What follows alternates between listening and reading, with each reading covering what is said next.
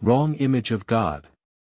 What kind of distorted image of my being do you get when I am portrayed to you as a God of wrath and vengeance, as a strict judge without mercy, who only punishes and condemns and never shows mercy?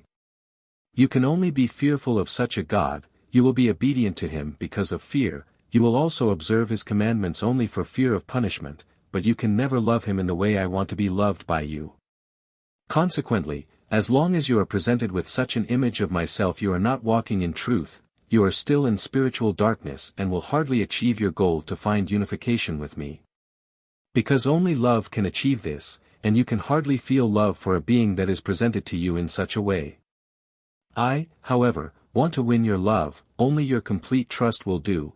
I want to be recognized by you as a faithful father who wants to be closely linked to his children because of love.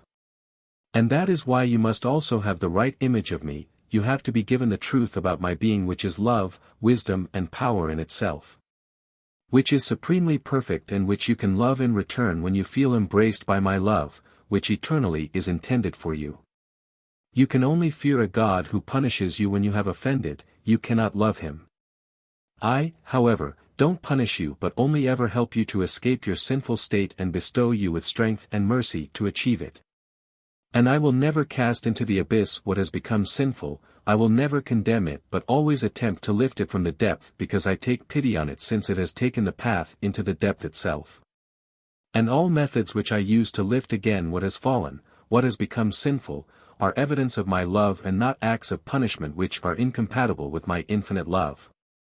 You need never believe teachings which portray me as an avenging and punishing God.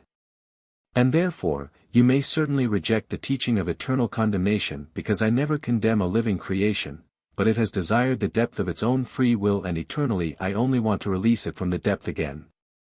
However, that my justice may not be abolished should explain to you that I cannot give happiness to a being which has voluntarily distanced itself from me and desired the depth.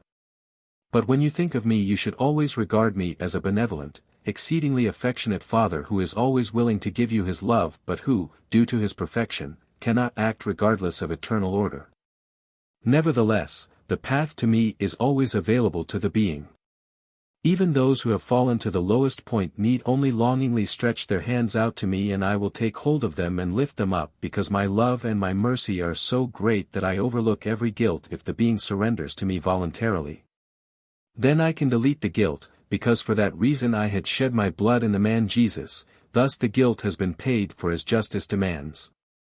And if my being is described to you in all truthfulness, you will not find it difficult to take the path to me voluntarily. But you will give little love to a God whom you must fear and thus the pure truth has to be given to you, spiritual knowledge which gives you clear information about me, your God and Creator, who wants to be your Father. Because misguided teachings cannot lead you into happiness.